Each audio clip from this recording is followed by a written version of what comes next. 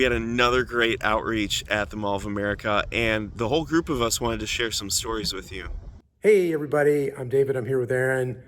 We go to Mall of America on Friday night. We've been teamed up together many times.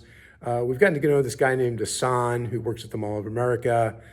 Tonight we ran into him again, so this is our third conversation with him. And, we were kind of talking about the New Testament. We're trying to get him to encourage him to read the New Testament. He ended up asking Hassan a question about, does the Quran say that the Bible is corrupt? And so Hassan basically answered he believes that the Quran does say that. And so then Hassan was making the point that the Injil is actually the Bible and the Quran, like the Injil is what they call it. And so Mr. David was like, okay, well, isn't the Injil God's word? And he was like, yes. And he's like, so how can God's word be corrupt?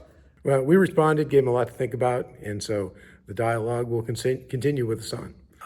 One of the guys I was partnered with is a guy who hadn't been out with us in maybe a year. And I took him up to this guy, and usually I'm the conversation starter, so I started the conversation. And this guy was struggling. He said, my English is not so good. He was pulling out his translator app. And I said to him, well, what language do you speak? And he said, French. Well, then this guy I was with just went right into the conversation speaking fluent French. So they had like this 45-minute conversation in French, a gospel conversation, like super passionate gospel conversation. Turns out this guy is a Muslim. He's from French-speaking Africa. And my evangelism partner is also from Africa. I didn't understand a word, but I was praying, and I could tell God was moving. My evangelism partner got this guy's phone number, is going to follow up with him. David was sharing about prayer to this guy that we see pretty often at the Mall of America, and talking about how prayer is very important. And he asked me and another colleague of ours what were some examples of how God has answered our prayers. And I couldn't think of anything. It was super hard in that moment.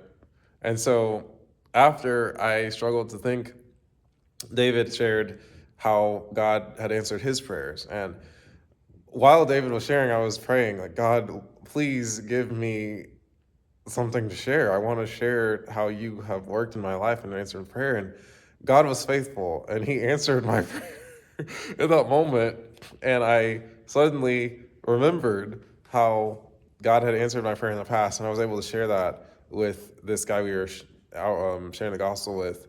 And so it was really encouraging to me how God answers prayer in the moment and how quickly he can do it and remind us of his faithfulness.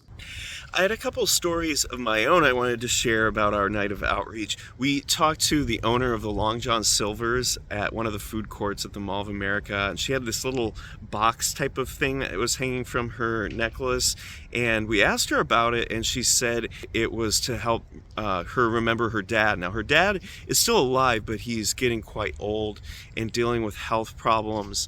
And just the mention of him was bringing this woman to tears. We also talked to one of the employees at a hydration store, and she helped me out. I was looking for this product to just help me with my time at the gym, and asked if we could pray for her at the end. And she said she wanted prayer for her family and their finances. She's only 17. She's coming up in her last year of high school, but her family situation was so bad she wants to use some of her income to help supplement the family's income because they're just struggling so much. And so for both of these interactions, it was like the beginning of what will probably be some ongoing relationships with these people. That's how a lot of this happens at the Mall of America. We don't just talk to people one time, but we get to see what God is doing on an ongoing basis there.